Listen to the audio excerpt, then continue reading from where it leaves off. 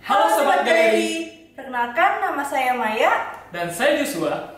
Kami dari tim Galeri Investasi Universitas Gunadarma. Di video kali ini kita akan membahas analisis saham dari perusahaan Bukit Asam Tbk dengan kode PTBA dan PT Adaro Energi Tbk dengan kode ADRO. Yuk disimak.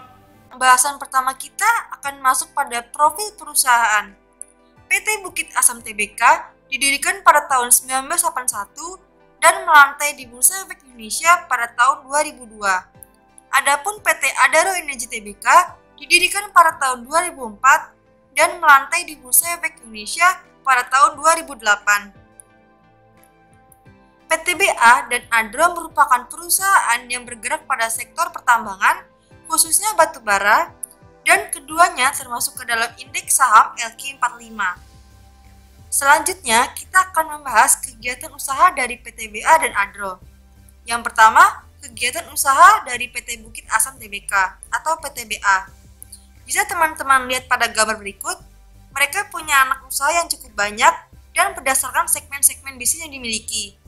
PTBA punya banyak segmen bisnis, diantaranya ada pertambangan batu bara, jasa pertambangan, power, logistik, gas, investasi, dan lainnya.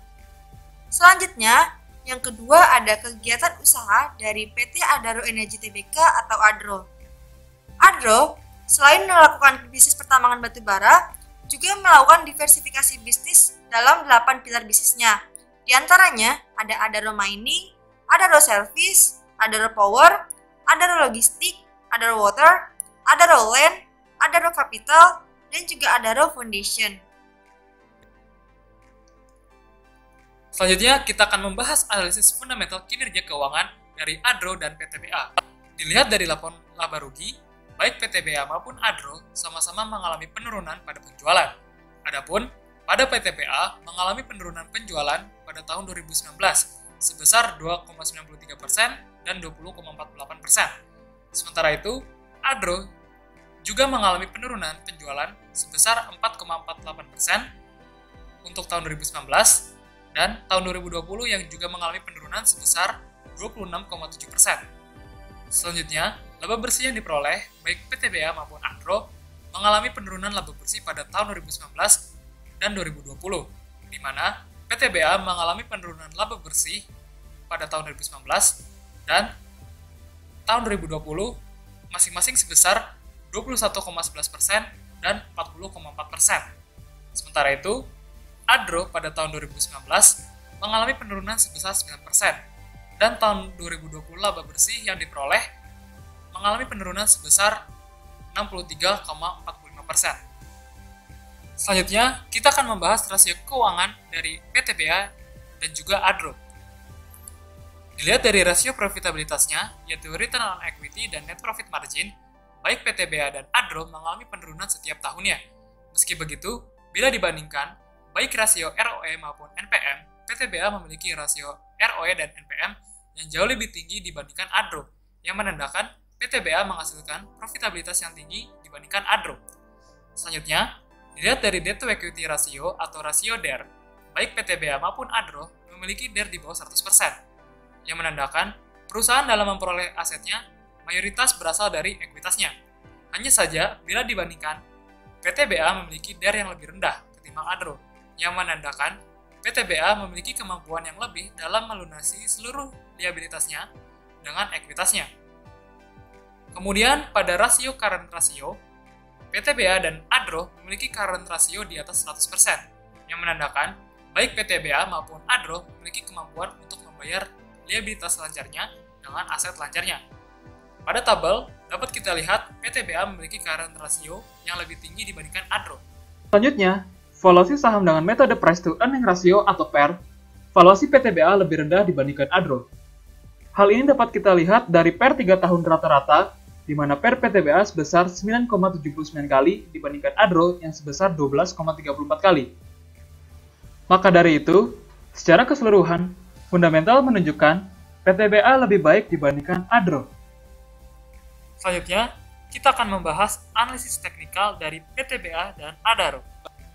Pergerakan saham PTBA dan Adro cenderung fluktuatif dikarenakan mengikuti pergerakan harga batu bara. Pada pertengahan bulan Juli, terdapat sinyal beli untuk saham PTBA dan Adro dengan indikator stokastik dikarenakan meningkatnya komoditas batubara. Dari grafik di samping, harga batubara mengalami peningkatan di bulan Juli sebesar 15,14% dan per 30 Juli 2021 harga batubara seharga $150 per ton. Kenaikan harga batubara dunia merupakan sentimen positif bagi perusahaan pertambangan. Sebelum kalian berinvestasi pada saham pertambangan, ada beberapa hal yang harus diperhatikan. Yang pertama yaitu harga batubara fluktuatif, sangat berpengaruh ke kinerja perusahaan. Jadi, ada tahun-tahun tertentu ketika revenue dan net profit dari perusahaan batubara bagus ketika harga batubara sedang dalam fase yang tinggi. Namun, ketika harga batubara hancur, maka kinerja perusahaan juga akan ikut turun. Nah, ini yang bisa menyebabkan fluktuasi harga saham batubara. Lalu, karena kinerja perusahaan tidak pasti setiap tahun, bisa jadi harga saham bisa naik turun banyak. Jadi, fluktuasinya lebih tinggi dan secara dividen pun mungkin tidak bisa stabil setiap tahun sama. Oleh karena itu, ketika kalian ingin masuk ke saham batubara, selalu bersiap dengan strategi investasi yang tepat dan gunakan strategi yang tepat atau baik, dan jangan membeli saham batubara ketika sedang di puncak, tapi belilah saat under value atau murah. Kesimpulan dari analisis saham ini yaitu PTBA memiliki fundamental lebih baik dibandingkan Adro, baik berdasarkan likuiditas, profitabilitas, dan tingkat utang yang dimiliki meski terdampak oleh adanya pandemi COVID-19. Secara valuasi, PTBA cenderung undervalued dibandingkan Adro. Dan selama bulan Juli, terdapat sentimen positif bagi PTBA dan Adro karena meningkatnya harga batubara dunia yang menyebabkan harga saham pun meningkat. Disclaimer, saham yang dibahas di video ini bukan merupakan rekomendasi atau ajakan untuk jual atau beli saham, melainkan analisis saham PTBA dan Adro untuk tujuan edukasi. Sekian video pembahasan analisis saham kali ini, kurang lebih mohon maaf. Semoga bermanfaat bagi kalian semua dalam berinvestasi di pasar modal. Salam investasi!